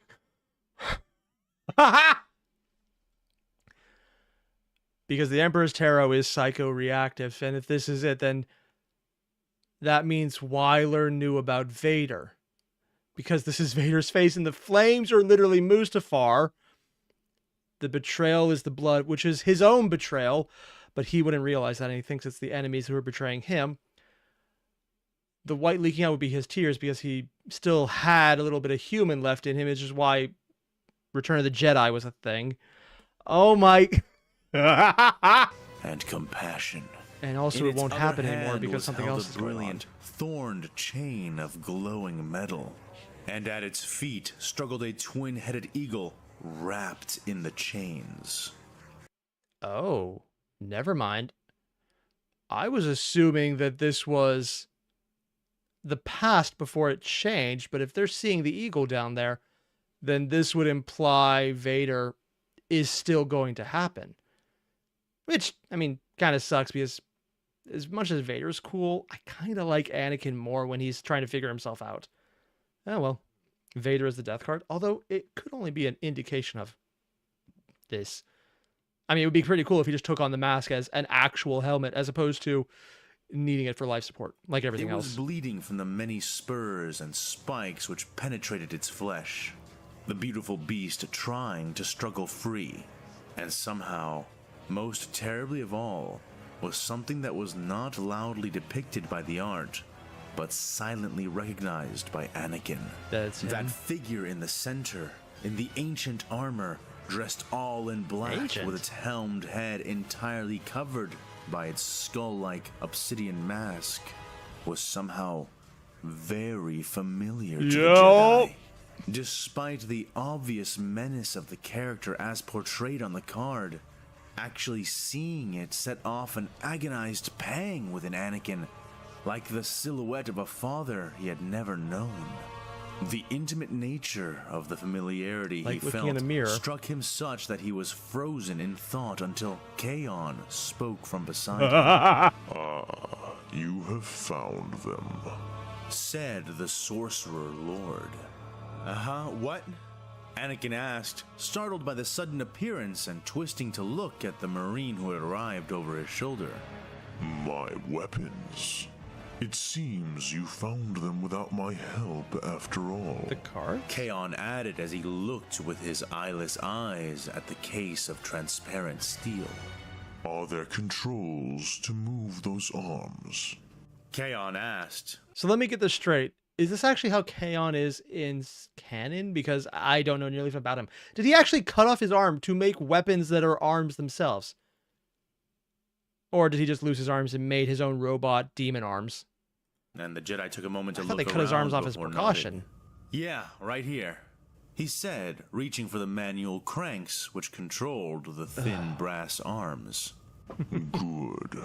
We should stow that card before opening this case. Why? Doing otherwise could be unfortunate for all of us. Because it would still be the Emperor's Tarot, which would probably somehow maybe be connected to him, or an alert because power interactions. The Chaos Might be fun to see, Space though. Marine advised, Anakin nodding his head again and moving them to begin doing just that. Working the wheeled cranks and levers with only one functional hand proved trickier than Anakin had realized.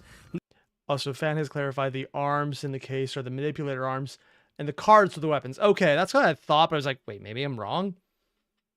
That'd be weird. Leaving him some time as he figured his way through it. So, Kaon, These would what be exactly demon do tarot these then. cards do?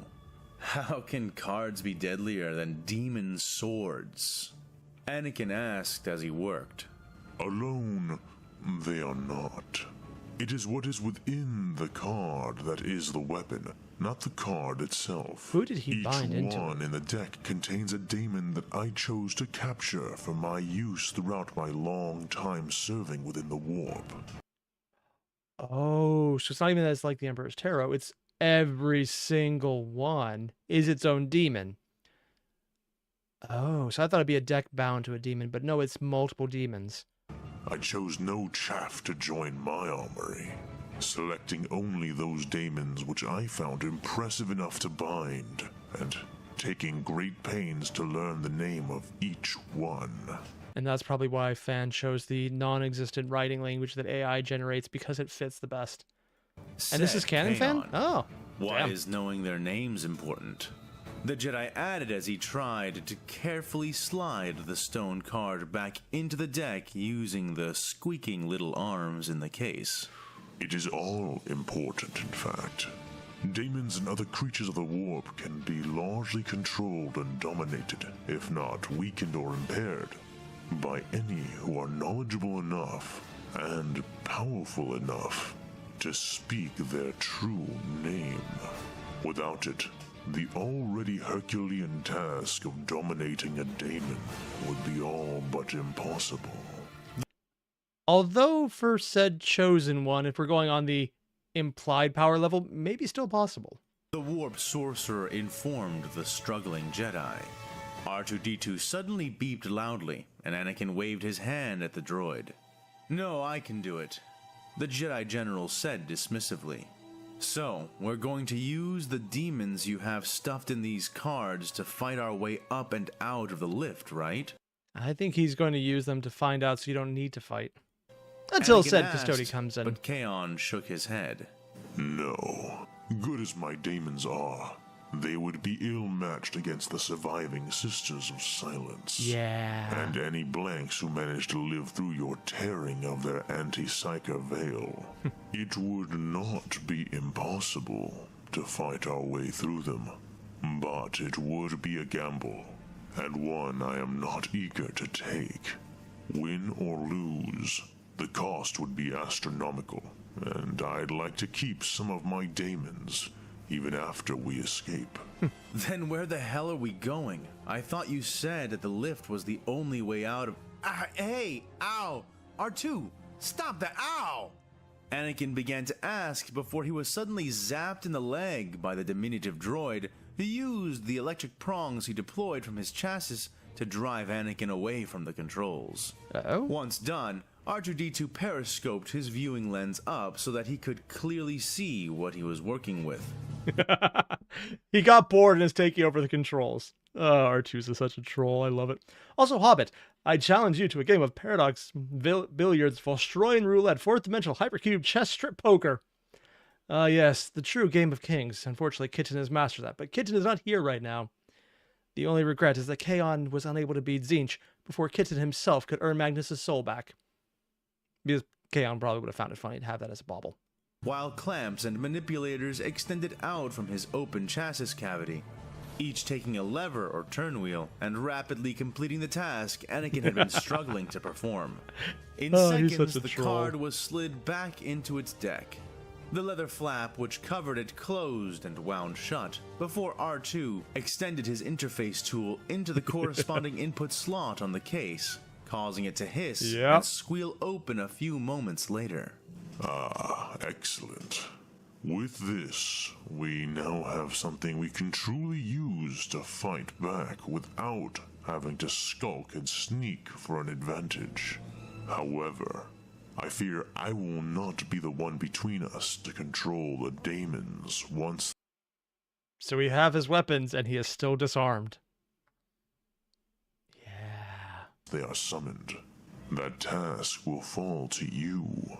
Said the sly sorcerer. Me? Why by the many moons should I do it? Look at The your Jedi shoulders, asked, or his more than shoulders, a little shocked both. by the suggestion. Daemons obey strength, and I am anything but strong now. Also, you literally can't even interact with the card. You are literally disarmed. There's also that part. I'm actually a little surprised Fan didn't make a joke about him just looking down in the direction of where his arm used to be and just waiting until Anakin got it. That's really where I thought this would go. Even with the bars powering me, they will sense that I am at the limit of my ability, and they will fight me harder for it. I will help you and join my will to yours, but you will be the center of the thrust, the core of the command. Said Iskandar Kaon, hiding his true reasons from the Jedi, suppressing a grin as Anakin slowly nodded. And the best part is, I think it's going to be the same thing over again, where Kaon is setting up to have Anakin take all the burden, and maybe if he burns out, getting a body with arms. And I'm really hoping this leads to Anakin saying, fuck you, I'm doing this shit my way, and somehow powering through, because I just find that entire trope funny. Although I'm assuming their entire confrontation will eventually lead to Anakin becoming burned and disfigured and losing body parts, and going full Vader out of necessity still. This man named Skywalker ignorantly made claims of destiny he did not even understand, and did so with a power that was not only unfathomably large, but fundamentally differently natured from the power Kaon was used to expressing. Much less Edie. But that did not mean that this Jedi General was any kind of ever chosen, if anyone ever would be.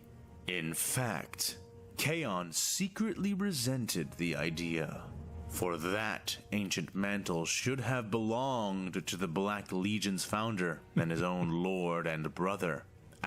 I mean, it very well might have, although technically still just a pawn who was taken away as soon as he thought he didn't need it anymore, according to Kuntner, the new lore and all. Yeah. Abaddon the Despoiler. It would take more than a couple of incredible feats to convince the old sorcerer, and to him, this was the next most natural step.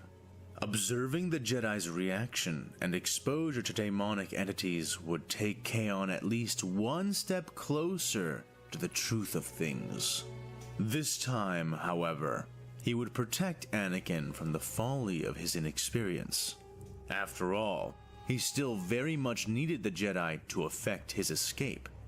And again, if things go bad, hey, arms! Nice. Even if Kaon himself was the one between them who would take the primary role in their daemon craft. Fine. Let's just be quick about this.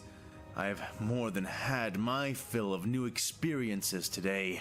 Oh, you're going to get a few more. Said in obvious frustration. Do not concern yourself overmuch.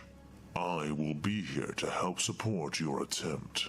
I am so looking forward to Kaon and Palpatine having any scene together or just finding out about each other. That is going to be so freaking cool because it's like seeing like ancient manipulator with ancient manipulator. Admittedly, Palpatine is way more prone to rash decisions because he's an adrenaline junkie.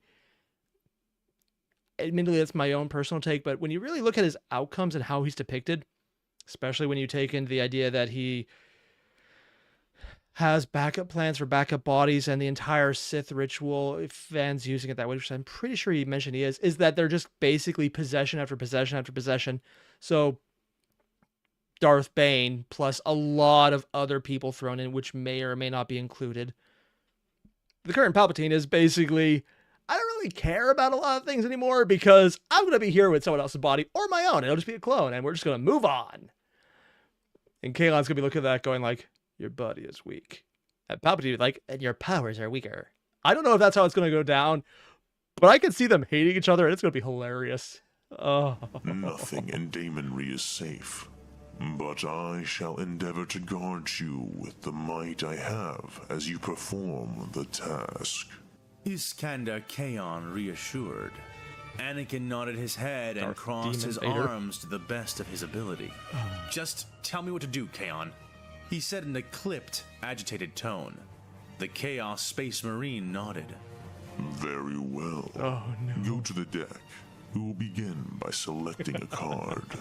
He instructed. And part of the magic's probably the Anakin one reached you out need. with his good hand, unwinding the leather pouch with dexterous fingers and flipping it open, looking down at the top of the stone cards.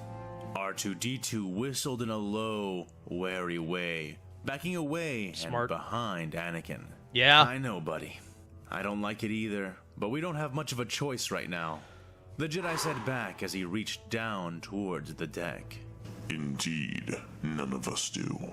Now, we will begin with a card calling. I mean, so far, Kaon's been pretty good about not lying blatantly, just lying through exclusion or making sure, and I didn't know what he's talking about. That last part, none of us do. That is probably the biggest lie Kaon has ever told, because there's a lot of people who really enjoy it.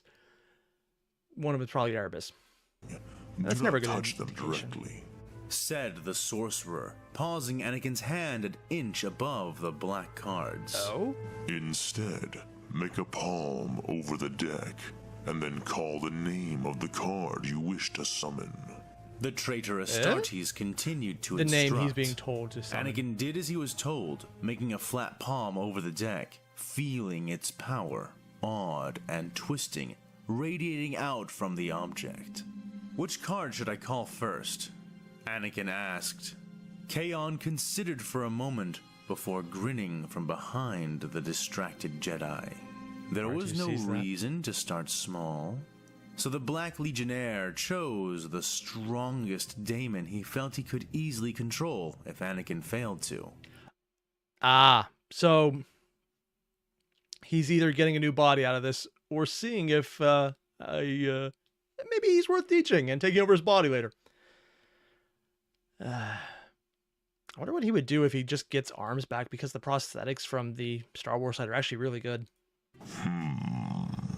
I think I know just the beast to begin Oh, are we gonna with. get a name The demon? daemon within this card is an old thing I have been piecing back together after it was slain. I suspect it met its end during our first uprising against the Imperium. Oh! Perhaps even personally destroyed by the Emperor himself. There's a few demons this could be, but I'm not sure which ones were destroyed by the Emperor directly, but this is going to be interesting. Has grown into an incredibly powerful entity, but that power is largely held together by tethers I have created while recovering its shards.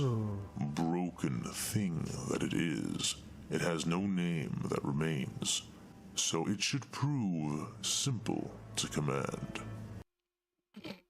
Oh, wow. If you believe that for a second, Anakin probably will be saying there's no way to know just how much he's being screwed with. Call forth within your mind the card known as the Lost Child. The sorcerer explained. Odd name. Anakin nodded, closing his eyes as he did as instructed.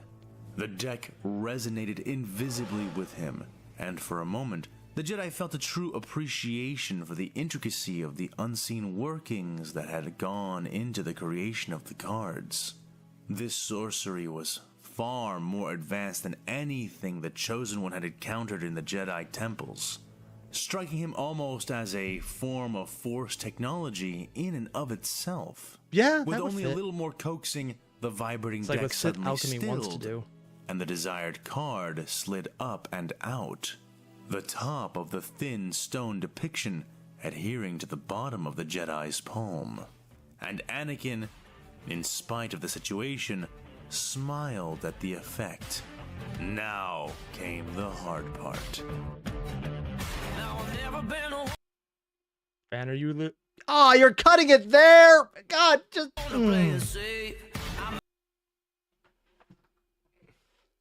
So we don't even get the name of the demon. We don't even get to figure out which custodian is the one who's dropped in, although it is custodian, so that's upping the power level a lot.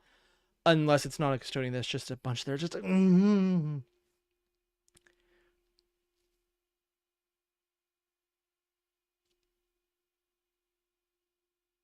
Fan.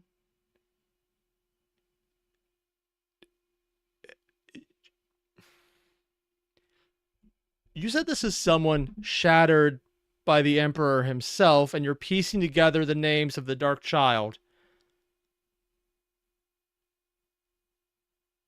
Did you just make a card of Horus?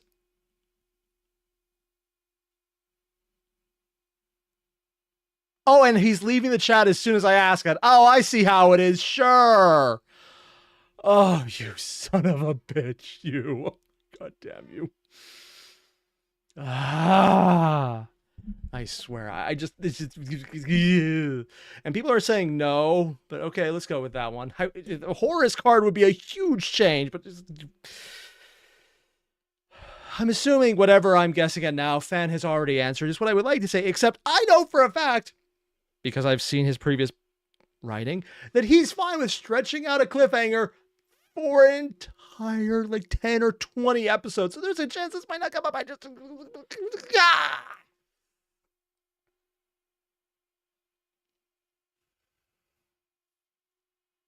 Yeah. And the best part is, with the current lore and how things have come out in the end of the Death Part 3, Horus's soul wasn't destroyed, so this is perfectly in line with canon if it was.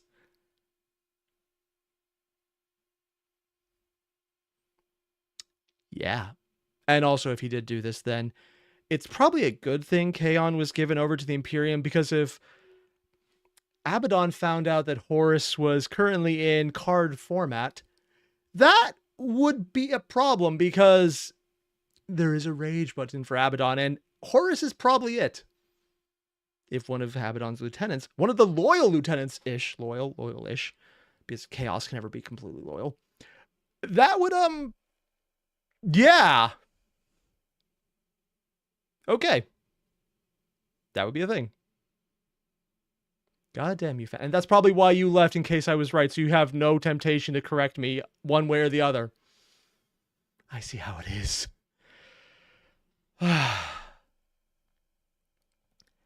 Either way, you guys know the deal. There's going to be a link below to Fan's video. This was amazing and spoilerific. Yeah. So if you haven't, hit that up. If you have, do it anyways, because watch time's always good for him. And honestly, it's kind of cool to see he broke 10,000, and I want to see where he goes from here. This is good writing. Now, if you don't mind, I'm going to go probably record another video for this week and maybe see if there's anything I should set up in advance to play Wuthering Waves on Wednesday whenever it comes out. I got a video set up in advance of that, and that's going to be fun. And I'm definitely talking about this rather than the fact that I have to also set up a stream for 50 Shades of Grey and reading 2 chapters live. I hate everything about what I just said, but I owe it. It was both a donation goal that was previously reached and a donation goal for raising money for Pyro OMG when he needed help with surgery costs. So yeah, that's coming up. I hate it. Also, I bought the book Behold Humanity. I'm not sure if I'll read it on a streamer or just check it out on my own time, but I might just check out the first chapter as a way to palate cleanse from 50 Shades of Grey. I'm not looking forward to this. Either way, again, link below, Fan's work, hit it up. And I'll see you guys in the next one. Adios. And for everyone watching live, thanks. This was a blast.